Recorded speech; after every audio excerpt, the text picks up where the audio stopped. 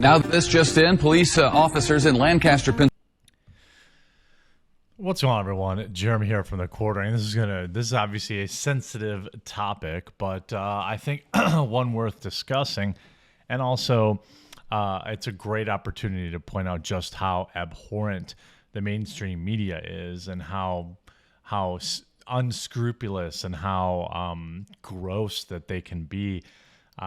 So yesterday, there's a lot of questions around what went on that led up to the incident in Texas, okay? And look, leave a like on the video if you agree with this question. Or if you think this is curious. If you're just curious, right? That's all we do here on the Quartering. We're just curious. We're just asking questions. We don't really know. I don't know. But I do think it's curious that all of the musings of the individual that did what they did in Nashville seem to be under lock and key and heavy redaction, while that happened almost a month ago at this point.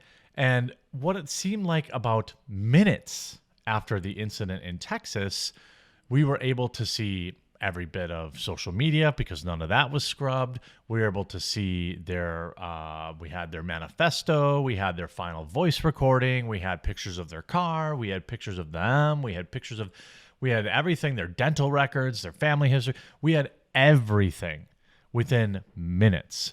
Remember when the situation happened in Nashville, and we all said it, right? If that red hat that loser was wearing had said "Make America Great Again" on it, we would have had the manifesto immediately. We would have had the diaries immediately. We would have had pictures of their home and of their car and of all their weapons and things like that immediately. Yet, for some strange reason, I just can't figure out why, that we don't have it. I think that's curious. Do you think that's curious? Leave a like on the video if you also think that's curious. And I think that I don't think that the individual did what they did in Nashville was some sort of super genius that had some sort of dangerous information that couldn't be out there. But curiously, the person with a swastika tattoo, all of their information was out immediately, implicating, and the media was fine, happy to implicate libs of TikTok, happy to implicate Tim Pool, happy to implicate right-wing media immediately. I almost wonder, geez, I don't know. I'm just asking the question. I wonder what was in the manifesto from Nashville. It sure seems like perhaps maybe they were mentioning left-wing media. Maybe they were mentioning left-wing outlets. Maybe they were mentioning left-wing people. I don't know. You know what would be great? I mean, you know what would be great is if they released it.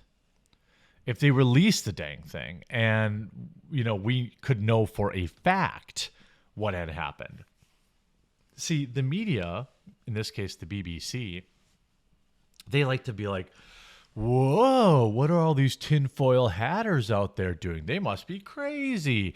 This is just a crazy silly billies out there. They probably should be censored and removed from social media for asking questions. When the reality is, let me just phrase it the simple way I just did. People are curious. Listen, BBC, okay? People are curious because there is an obvious difference in the two scenarios. So people want to know. See, both incidents relatively similar, right? The tools they use relatively similar. The level of unhinged they were probably relatively similar. Yet for some reason, the media buried the story about one of them and ran front page news for days on the other. Why is it so weird that any individual might actually question why the two situations are different? If you had released both pieces of information exactly at the same time, don't you think people would have less reason to wonder why you had, all this information almost immediately? And then let's get to now how Tim Pool will soon be the owner of the BBC, because they ran this article, why some people are spreading false rumors about the incident in Texas. And I don't know that they're false rumors. First of all, that's like a double negative, right? A rumor in and of itself indicates it's not true. false, why wouldn't you just say false facts or false statements? I guess I'm not a journalist, though. In this article, they're saying some activists have tried to cast doubt on the authenticity of the posts. These are the posts that, the tattoo pictures and things of that nature. They're claiming without evidence that the material is somehow part of a psyop or that social media account is fake. Okay, there are fake social media accounts everywhere. That's not that wild of a claim to make. It may seem fringe, but when doubts have spread to millions via Elon Musk and others' popular Twitter accounts, 6 people didn't survive that day. Of course, he wore a patch that said RWDS, which was short for Right Wing Death Squad, a commonly referenced by hate groups. I've never even heard of that. Hank Sibley, regional director for Texas Department of Public Safety, said in a press conference Tuesday that the motivation was still under investigation and that the victims appear to be chosen at random. We do know he had some bad guy from WW2 ideation. We're trying to find what he looked at online, trying to find what information we can. So there's this social media profile that just so happened to be a Russian social media, very convenient for the Democrats. I don't know. Maybe that's popular among these groups. That I don't know, because from what I know about it is it's not moderated like at all. He posted they say they posted a huge variety of on lightly moderated Russia-based site. The account was mentioned in the news report and uncovered by the investigative outlet Bellingcat. He had these pictures and all this stuff. Now they say, how do we know that the account was his? The BBC, if the BBC says it is, examine the material, and we can be confident that the suspect was the person behind the post. Oh, well, okay, well, if the mainstream media says they're confident, then, why wouldn't they? Well, let's ever just shut up and listen, right? Look, I know that there are a lot of people that are very suspicious of this, and I literally can't blame them, because it sure would be a lot easier if I could just say, hey, the media is, up to no good, but everything's going on and blah, blah, blah. It would just be, a lot easier if the two situations weren't being treated completely differently.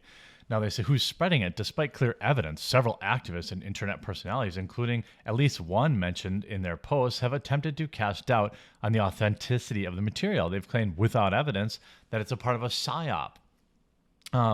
What's interesting to me is I suspect this article had a reference to Tim Pool yesterday. Well, you hear the redheaded libertarian. They're going after this individual. And then, so they go on and they take Tim Pool. Why did they take this picture of Tim Pool? It makes him, he's like, he looks like he's getting a mugshot. This picture is very old. There's no evidence that Garcia was inspired by the action of Mr. Pool's podcast, which cover right-wing talking points and conspiracy theories. But Mr. Pool immediately tried to cast doubt on the veracity of the material, accusing those of digging up the material of being a psyop. Mr. Pool did not respond to request for comment. Here's the interesting thing. You see how Tim's picture is way down here at the bottom? Normally, when you use Twitter cards, the image that shows up on Twitter is not random. You have it set in the back end of your website, and it's almost always the header image, which would be these images of Texas PD, okay? But for some reason, BBC posted this.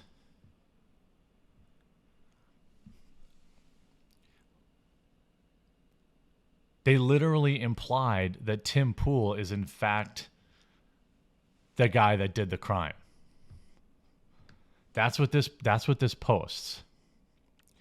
Everybody in the replies, that person looks a lot more like Tim Pool than I expected. It's Timioto Pincia. Timcast, so when are you suing the BBC? Is this such an example for BBC? While they really use Photoshop to lighten them up. There are white, black, and Indian Latinos. I guess you didn't know that. Like, people actually think that there are people in the comments here that actually think Tim Pool is the guy. Wow, BBC really trying to frame Timcast. Tim, you're famous. Tim's going to sue the S out of the BBC, and I think he should. I think he should. He absolutely should. And you see Liberty Lockdown writing in other news, Tim Pool has just acquired the BBC News with a settlement he will likely receive from this incredibly effed up tweet. The fact of the matter is the way websites work, they chose this image. They chose this image for their Twitter card, right? They set this image as their Twitter card, and it clearly implies that Tim is the one that did the crime. Here you see Ashley Sinclair. Anybody who does not click on this article would assume that Tim Pool is the person that did the crime. Absolutely disgusting. I agree. And you see here even a community notes. Well, the thumbnail in the article posted on Twitter shows Tim Pool. The BBC article has a photo of Tim Pool at the bottom of the article. The main photo of the article is police officers. That's what community notes said. That's exactly what I just said. That's not how Twitter cards work. A Twitter card is the image that displays upon the article. I mean, it's like super irresponsible, super shameless. Of course, they end up deleting it. But I mean, this was done on purpose.